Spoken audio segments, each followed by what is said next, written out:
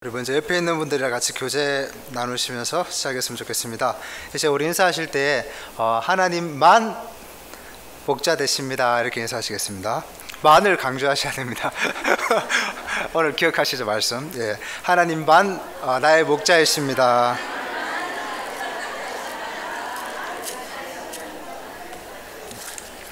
예, 한 주 동안 말씀을 절대로 잊으시면 안 됩니다.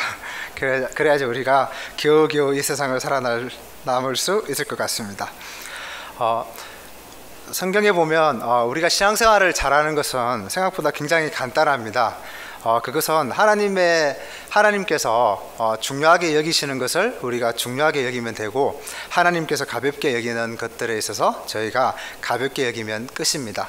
하지만 그것이 인류 역사상 죄로 부패한 인간에게 있어서 가장 힘든 일이기도 하다는 것이 아이러니입니다. 그래서 바리새인과 사두개인들은 율법을 613개로 나눠서 그것도 긍정적인 거, 해야 할 것과 하지 말아야 할 것을 구분하여서 그렇게 그들이 주야로 들고 다니고, 또 뿐만 아니라 일주일에 2번 금식하고 하루에 3번 기도하고, 그렇게 했는데도 불구하고 하나님이 중히 여기시는 것을 하는 것에 실패하고, 또 하나님이 경히 여기시는 것에 있어서 그들은 실패한 부분을 우리는 잘 알 수 있습니다. 오늘 본문의 말씀을 보면 차별에 대해서 말씀하고 있습니다. 성도님들께서는 차별이라고 들었을 때 이 차별을 죄라고 생각하십니까? 아니면 죄가 아니라고 생각하십니까? 사실 말씀을 자주 듣다 보면 이 차별은 명확하게 죄라는 것을 우리는 알 수 있습니다. 특히 오늘 본문도 보니까 9절에 보면 만일 너희가 사람을 차별하여 대하면 죄를 짓는 것이라고 말씀하고 있습니다. 그처럼 그렇지만 우리는 살면서 사실 우리도 모르게 익숙해져서 많이 우리도 모르게 차등을 두고 차별을 하고 살아가고 있고, 그리고 이것이 죄인지 인식을 많이 잃어버리고, 또 그걸 깜빡하면서 나도 모르게 그 죄에 많이 노출되는 경우가 많이 있습니다. 우리 사회에는 여러 가지 종류의 차별이 존재하고 있습니다. 크게는 남녀 간의 차등이 아직까지 존재하고 있고, 또 보이지 않게 여성을 얕잡아 보는 그런 의식들이 사회 전반에 흐르고 있습니다. 뿐만 아니라 또 학벌 간의 차별, 직종과 또 직위에 있어서 우리는 차별을 쉽게 볼 수 있습니다. 뿐만 아니라 또 나가보면 요즘 외국인 노동자들이 많이 공단에 들어와 있는데, 이 외국인 노동자들에 대한 차별은 생각보다 어마무시하게 그들을 짓누르고 있다는 것을 우리는 금방 알 수 있습니다.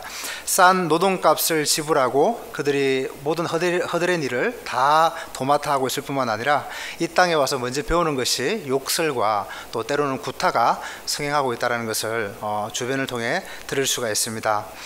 뿐만 아니라 우리 사회에는 외모에 대한 차별이 거의 극으로 치닫고 있습니다. 이 외모가 우리의 면접 경쟁률에서 우위를 점하는 것을 그거는 말할 것도 없이 시급, 그리고 또 무탄 남성들에게 선택을 받는 중요한 그런 기준이 되고 있다는 것입니다. 요즘은 정말 편의점에 아르바이트 한 명을 구하더라도 굉장히 중요하게 외모가 그 기준을 차지한다고 합니다. 이제는 이런 풍토가 교회에 들어와서 모양만 살짝 바뀌었을 뿐이지, 이런 이념들이 우리 공동체를 지배하고 있다는 것입니다. 하지만 성경은 이 차별에 대해서, 또 차등에 대해서 어떻게 말씀하고 계시고 어떤 가치를 우리에게 증가하고 계시는지 우리는 유심히 살펴보아야 하고, 또 힘써 하나님의 그 말씀을 지켜나가야 할 줄 믿습니다. 성격적으로 약간 개성이 강하거나 또 허점이 많아 보이는 경우 우리는 쉽게 무시하거나 또 존중하지 않는 경우를 자주 보게 됩니다.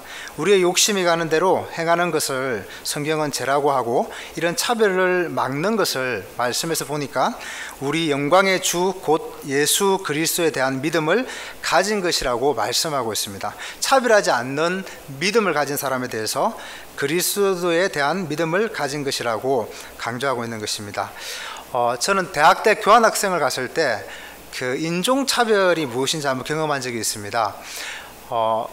교환학생에서 제가 이제 헬스장을 매일 운동을 하러 다녔었는데 한 번은 겨울에 아주 추운 날씨였습니다. 밖에 눈이 올 정도로 추운 날씨에 운동을 이제 하고 몸을 좀 이렇게 열기를 이렇게 좀 열을 올린 다음에 제가 이제 잠시 화장실을 가려고 제가 입었던 겨울 파카를 이제 옆에 그 헬스 기구 옆에 두고 다녀온 적이 있었습니다. 약 2분 정도도 안 된 시간을 자리를 비웠는데 다녀왔는데 이게 파카가 땅바닥에 처박혀 있는 것입니다. 그래서 그걸 제가 이제 떨어졌나 보다 하고 잡아 올리는데 뭐가 바닥에 끈적한 게 이렇게 이렇게 쫙 이렇게 딱 이렇게 올라붙는 겁니다. 보니까 이게 이제 포카리 스웨트를 마신 어떤 이제 백인 고등학생이 이제 이 가래를 제 잠바에다가 뱉고 바닥에다 집어 던진 것이었습니다. 순간 저는 순간 저는 너무 당황스럽고 생각지도 못한 그 어떤 상황 앞에서 너무 분노가 치밀어 오르는 것입니다. 당장 그 카운터에 달려가 가지고 CC 카메라를 다 돌리라고, 누가 그랬는지 나는 잡아야 되겠다고. 순간 잡으면 가만 놔두고 싶지 않을 정도로 너무 분노가 나고 화가 나고 그냥 참을 수 없을 정도로 힘이 들었습니다. 우리는 이것을 통해서 하나님께서 차등을 당하는 사람의 입장, 그리고 차별을 받는 사람의 입장이 얼마나 그것이 힘들고 그리고 얼마나 그것이 쓰라린지 한번 생각해 보아야 하고, 또 하나님은 그 사람 편에서 생각하시는 공의의 하나님이시라는 사실을 우리가 기억해야 한다는 것입니다. 하나님은 차별을 어떻게 여기실까요? 하나님의 성품을 한번 우리가 생각해 볼 필요가 있습니다. 하나님은 어떤 분이십니까? 하나님은 영이신데 하나님은 무한하시고 불변하시고 하나님은 영원하신 영이십니다. 그런데 하나님께서는 그의 존재와 권능과 지혜와 거룩하심과 공의와 인자와 진실에서 하나님은 무한 불변 영원하신 하나님이 바로 그 하나님의 속성입니다. 더군다나 성경에서 자주 이야기하는 하나님의 성품 중에 하나가 바로 하나님의 공의라는 사실을 우리는 기억해야 할 것입니다. 그것은 바로 하나님의 공의는 우리 인간들의 생각과 전혀 다르게 하나님은 그 공정과 공의를 시행해 나가시고, 이 시대 가운데서도 하나님은 그 공의를 베푸시는 분이심을 우리는 기억해야 할 줄 압니다. 하나님은 사람을 대하는 데 있어서 절대적으로 공의로우시고 또 차별이 없으신 하나님이십니다. 이 부분에 있어서 하나님은 정말로 사람과 같지 않으신 분이라는 사실입니다. 사람은 차별하고 모든 사람을 계급화로 나누어 높은 사람과 낮은 사람을 분류하고 우리 내면 안에 우리도 모르게 그런 의식으로 사람을 대하는 경향이 짙습니다. 마치 피라미드의 형태처럼 자기보다 더 낮은 사람과 또 더 높은 사람, 심지어는 우리 한국에서는 아파트 분양도 낮은 층과 높은 층의 가격 차이가 확 올라가지 않습니까? 뉴스에서 보면 그 똑같은 건물을 짓는데 왜 낮은 층과 높은 층의 가격이 그렇게 차이가 나는지 모를 정도로 의아할 때도 있습니다. 사실 이 부분은 조크로 제가 말씀드리려고 한 건데, 사람들은 그들이 타는 차, 그리고 사는 집, 일하는 직종과 직급, 인종, 입고 다니는 옷과 들고 다니는 백, 교회에서는 집사, 권사, 장로, 또 안수집사, 목사, 이런 직급들에 따라서 우리는 계급화하여 분류하는 습성을 가지고 있다는 것입니다. 이것을 성경은 차별이라고 분류한다는 것이죠. 하나님의 공의의 성품에 이거는 분명히 반하는 행위임을 우리는 성경을 통해서 알 수 있습니다. 사실의 진상으로서 하나님은 이러한 것들에 전혀 의미를 두시지 않은 분이실 뿐만 아니라 하나님은 전혀 중요성을 두지 않으시는 분이심을 우리는 성경 전체적인 맥락에서 하나님의 성품을 보면 알 수 있다는 것입니다. 사람의 학벌, 경제적인 자산, 외모, 사회적인 지위, 직업, 명예, 이런 것들은 하나님께 아무것도 아닌 것입니다. 우리의 수준에서 중요한 것이고 이 세상을 살아가면서 너무나 우리에게 지대한 영향을 끼치는 것이라고 느낄 뿐이지 하나님의 입장에서는 중요성이 없다라는 것입니다. 사람이 처한 그 지위와 자리가 하나님 앞에서 차별될 이유나 근거는 아무것도 없다라는 것입니다. 한번 우리가 구약과 신약의 말씀에서 살펴보았으면 좋겠습니다. 역대하 19장 7절 말씀을 보니까 그런즉 너희는 여호와를 두려워하는 마음으로 삼가 행하라. 우리의 하나님 여호와께서는 불의함도 없으시고 치우침도 없으시고 뇌물을 받는 일도 없으시니라 하니라. 구약에서는 주로 뇌물을 받는다는 말이 사람의 외적인 것을 보고 더 이렇게 뭘 받고 또는 외적인 그런 것 기준에 따라서 따라서 그 사람의 편을 드는 것을 이야기하고 있는 것입니다. 치우침이 없으시다는 말씀은 사람의 외적인 것을 보고 판단하시거나 그 사람을 더 선호하지 않으시는 분이시라는 것입니다. 신명기 10장 17절을 보면 너희 하나님 여호와는 신 가운데 신이시며 주 가운데 주시오 크고 능하시며 두려우신 하나님이시라. 사람을 외모로 보지 아니하시며 뇌물을 받지 아니하시고, 이 모세가 고백하는 말씀인데요, 하나님의 공의에 대한 엄청난 선언입니다. 왜냐하면 하나님은 만유해 주시고 모든 것 위에 주님이시기 때문에 사람의 행위를 초월하시고 사람의 행위를 능가하신다라는 의미입니다. 그래서 사람과 같지 않으신 것이 바로 하나님의 공의이고, 하나님은 그렇게 차별을 두고 하시는 분이 아니시라는 사실입니다. 말라기 2장 9절도 마찬가지입니다. 너희가 내 길을 지키지 아니하고 율법을 행할 때에 사람에게 치우치게 하였으므로 나도 너희로 하여금 모든 백성 앞에서 멸시와 천대를 당하게 하였느니라. 차별하는 것은 하나님의 길을 지키지 않는 대표적인 행위로 구약에서 또 하나님은 그 선지자들을 통해서 말씀하고 있다는 것입니다. 하나님이 그의 백성을 멸시와 천대를 당하게 하심으로 벌하시려고 했던 이유가 바로 사람을 차별하고 사람에게 치우치고 사람을 두려워하고 사람에 따라서 차등을 두는 그런 백성들의 모습 때문이었습니다. 우리가 조금만 역으로 다르게 생각하면 결국 우리의 하나님 앞에 중심된 그 믿음이 사람을 차별하는 것이 그 열매와 관련이 있다는 것도 알 수가 있습니다.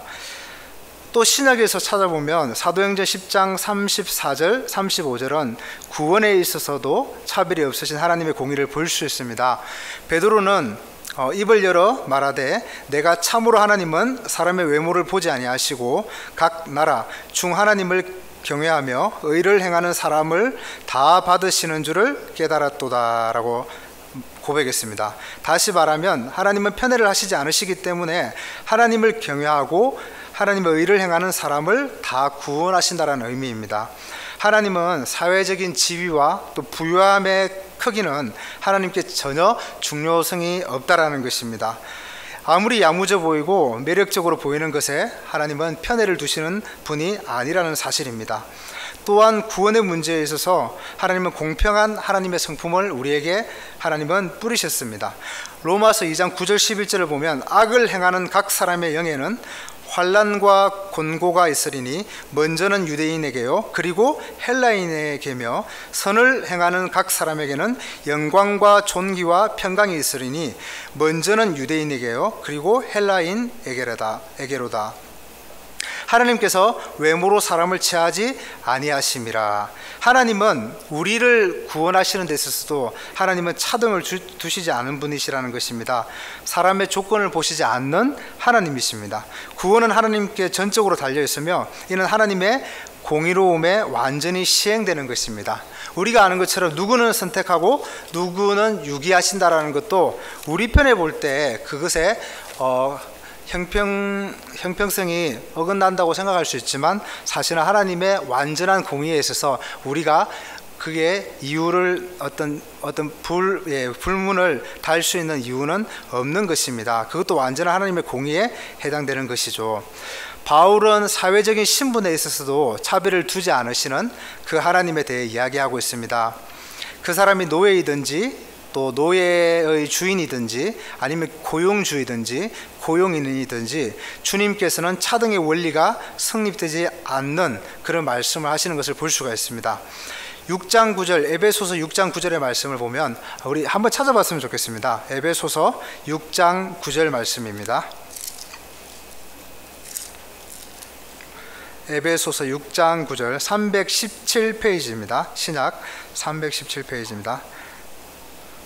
6장 9절 말씀을 같이 읽겠습니다.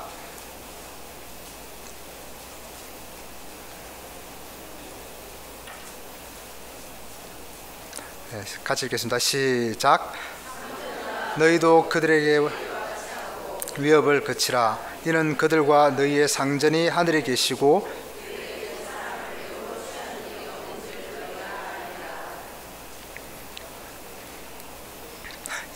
상전들에게도 이렇게 하늘에, 그러니까 그의 너희들의 상전이 하늘에 계신다라는 것을 말씀하고 있습니다. 하나님은 절대로 고용인이나 노예들보다 또는 회장님이나 사장님들에게 더 차등을 두고 복을 베푸시거나 또는 더 부드럽게 대하거나 그들의 눈치를 보시거나 그리하여 더 많은 은혜를 주시는 분이 아니라는 사실입니다. 하나님은 임금들과 세상의 통치자들에게 우리가 마땅히 순종하고 또 고용주에게 마음으로 섬기라고 말씀하고 있는 거 맞습니다. 하지만 이 원리는 상호간의 존중을 의미하는 것입니다. 마찬가지로 종들에게, 상전에게 그렇게 할 뿐만 아니라 상전에게도 이와 같이 똑같이 죽게 하듯이 그 하인들에게도 그렇게 하라고 말씀하고 있는 것이죠. 그래서 상호간의 존중을 의미하는 것이지 이것이 일반적인 지배 구조를 말하는 것이 절대 아니라는 것입니다. 주어진 위치를 우리가 감사함으로 받아들일 것을 성경은 분명히 말씀하고 있습니다. 내가 노예의 신분으로 있으면 그 신분을 분명히 받아들이라는 것입니다. 그리고 내가 상전의 신분에 있으면 또 그 신분을 받아들이고 거기서 하나님을 두 부류 다 하나님을 하늘에 계신 통치자로 하나님을 모시는 분으로 그렇게 받아들이라는 것입니다. 하지만 그 위치에서 각각 상대방에 있어서 그런 존중과 서로를 주를 대하듯이 하라고 하는 상호간의 존중을 말씀하는 것입니다. 직급이나 나이나 출신이나 학벌을 가지고 가볍게 그렇게 여기는 것은 사실 하나님의 말씀에 합당하지 않는 것임을 알 수 있습니다. 이 사실을 우리가 다시 한번 상기하고 우리도 하나님의 성품을 그렇게 잘 이렇게 배워나가 또 적용하는 그런 은혜가 있기를 소원합니다. 제가 예전에 한번 만났던 청년은 그 청년 형제와 또 누나가 한 명이 있었는데요. 아버지가 교회 관리 집사님이었습니다. 근데 이 두 오누이가 오랫동안 중학교를 졸업하고 교회를 떠나고 아버지와 엄마 집을 떠나서 이렇게 멀리 객지 생활을 했던 것입니다. 그 이유는 아빠가 이제 아버지가 관리 집사님이시니까 이제 계속해서 아버지와 같이 교회에서 주어진 사택에 살면서 아버지와 엄마가 교회에서 이렇게 성도님들과 같이 관계하는 모든 것들을 다 겪었던 것입니다.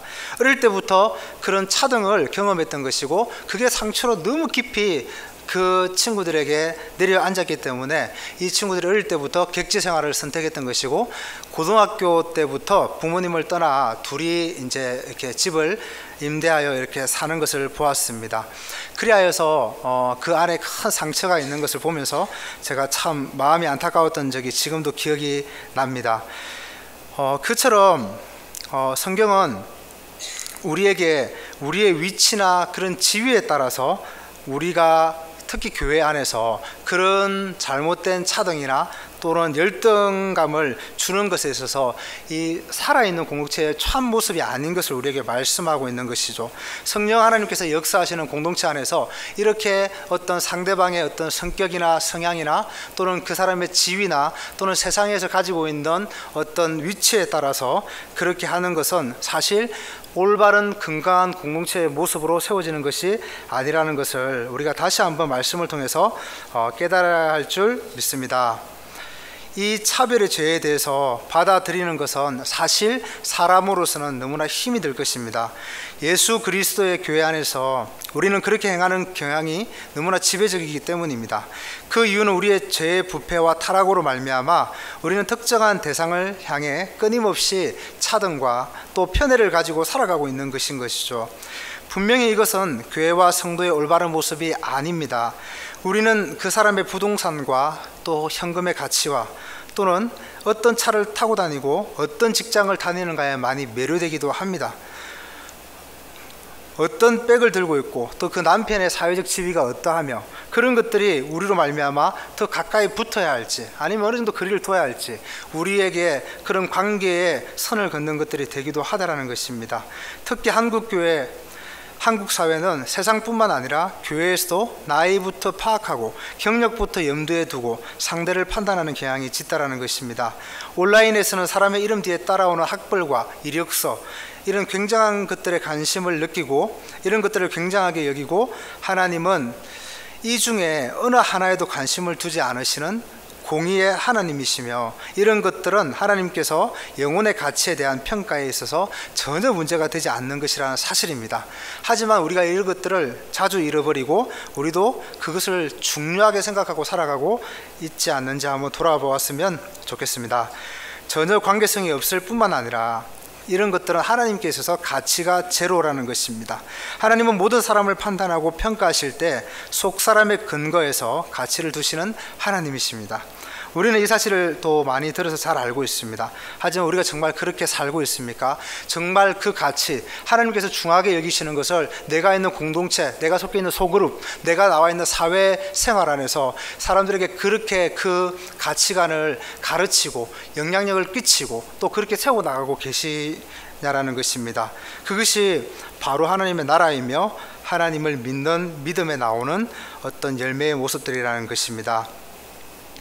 신명기 15장 7절 말씀을 보면 내 하나님 여호와께서 내게 주신 땅 어느 성읍에 있든지 가난한 형제가 너와 함께 거주하거든 그 가난한 형제에게 내 마음을 완악하게 하지 말며 내 손을 움켜쥐지 말고 반드시 네 손을 그에게 펴서 그에게 필요한 대로 쓸 것을 넉넉히 구워 주라.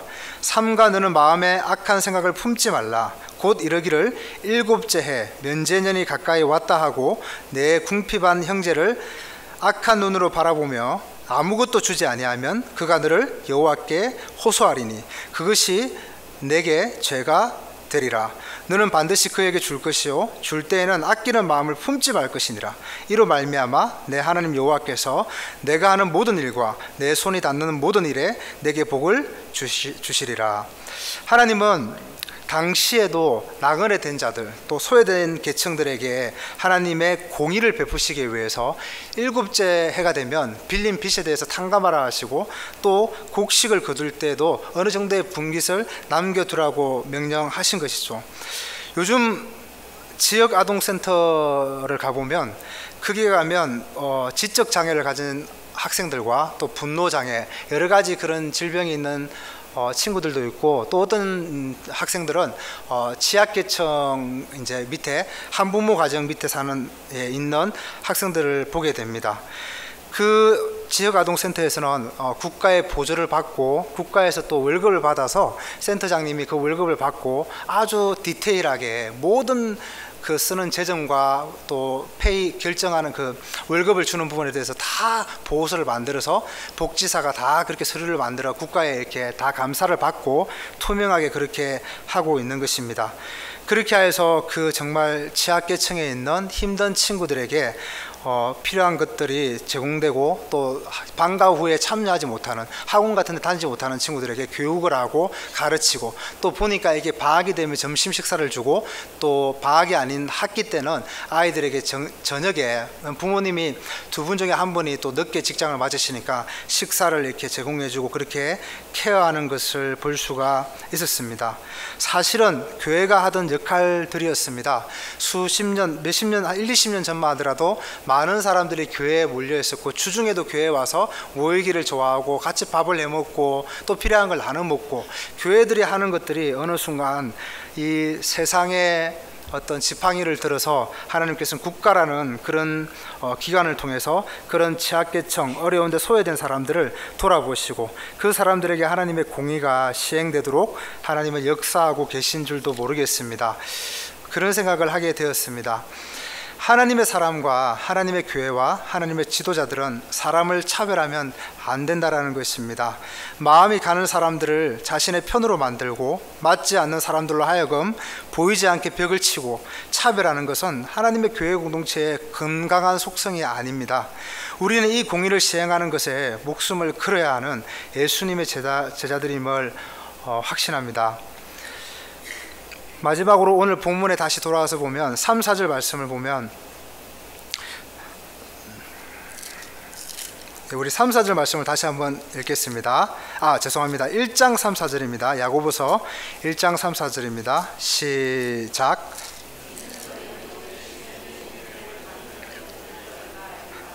인내를 온전히 이루라. 이는 너희로 온전하고 구비하여 조금도 부족함이 없게 하려 함이라.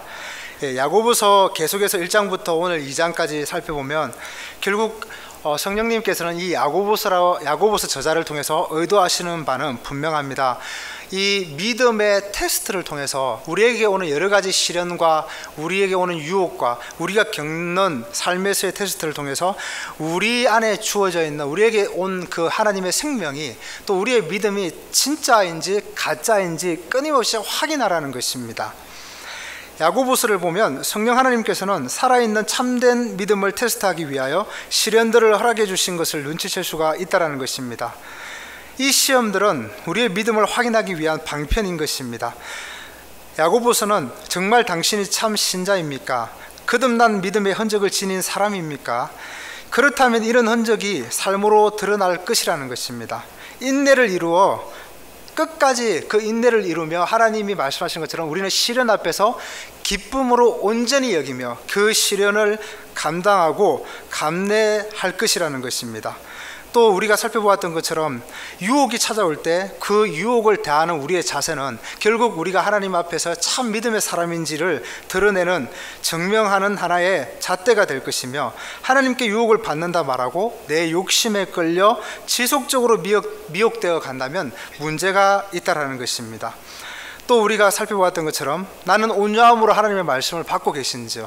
하나님의 말씀을 온유함으로 받는다라는 것은 그 말씀을 듣고 지키는 것을 말씀했습니다.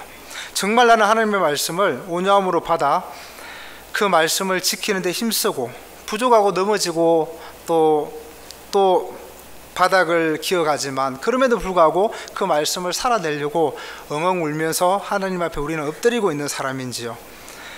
그리고 오늘 본문에서 보는 것처럼 여전히 나는 차별하고 무시하고 없이 여기는 것이 교묘하게 티나게는 하고 있지 않지만 내 안에 그런 것들이 여전히 남아있지는 않은지요. 세상의 잣대로 만만하고 없어 보이는 사람을 나는 어떻게 대하고 있는가? 정말 어렵고 힘든 경우에 처해 있는 사람에 대한 나의 태도는 어떠한가? 이것을 통해서 야고보서는 우리의 참 믿음이 세워져 있는지, 우리의 믿음이 참이라면 이 시련을 통해서 믿음의 시련이 인내를 만들어내어 이 인내를 온전히 이루어내어 비로소 온전하고 구비하여 조금 더 부족함이 없게 하시는 그 하나님을 만날 것이라는 것입니다. 그렇지 않으면 우리 안에 문제가 있다는 것을 발견하게 된다는 것입니다. 우리의 인생에서 찾아오는 모든 시련은 우리의 믿음을 연단하시는 하나님의 테스트라는 사실을 명심하시길 소원합니다. 우리의 삶을 통해 오는 모든 유혹은 우리의 믿음을 청량하는 하나님의 테스트입니다. 하나님의 말씀에서 배운 대로 우리가 걷는 길에 나타나는 가난한 자들과 소외계층에 있는 모든 자들을 우리의 믿음이 참인지 아닌지 증명하는 시험이 될 것이라는 것입니다. 우리가 만일 하나님의 자녀이면 하나님의 생명이 우리 영혼을 때린 그런 흔적을 지닌 자라면 하나님이 하시는 것처럼 그 하나님의 백성도 그렇게 반응하게 될 것이라는 것입니다. 왜냐하면 우리는 하나님의 것이기 때문입니다. 요한일서 3장 16절 말씀은 그가 우리를 위하여 목숨을 버리셨으니 우리가 이로써 사랑을 알고 우리도 형제들을 위하여 목숨을 버리는 것이 마땅하니라. 하나님의 사랑을 나는 가지고 있습니다라고 말하면서 여전히 사람을 무시하거나 차등을 둔다면 우리에게 하나님의 사랑은 그게 없다, 그것을 말씀하는 것이라는 겁니다. 요한일서 4장 10절 12절 말씀은 사랑은 여기 있으니 우리가 하나님을 사랑한 것이 아니요 하나님이 우리를 사랑하사 우리 죄를 속하기 위하여 화목제물로 그 아들을 보내셨습니다. 사랑하는 자들아, 하나님이 이같이 우리를 사랑하셨은즉 우리도 서로 사랑하는 것이 마땅하도다. 어느 때나 하나님을 본 사람이 없으되 만일 우리가 서로 사랑하면 하나님이 우리 안에 거하시고 그의 사랑이 우리 안에 온전히 이루어지니라. 우리 안에서 이 차등, 이 차별이 우리 안에서 잘 이렇게 이렇게 되어서 우리 공동체를 또 우리 주변을 우리가 속해 있는 모든 분야를 하나님의 나라로 밝힐 수 있는 그런 우리 모든 귀한 성도님들 되시기를 주님의 이름으로 축복합니다. 기도하시겠습니다. 하나님 감사합니다. 오늘 하나님의 말씀을 통해서 우리가 잘 생각하지 못하고 있었던 부분에서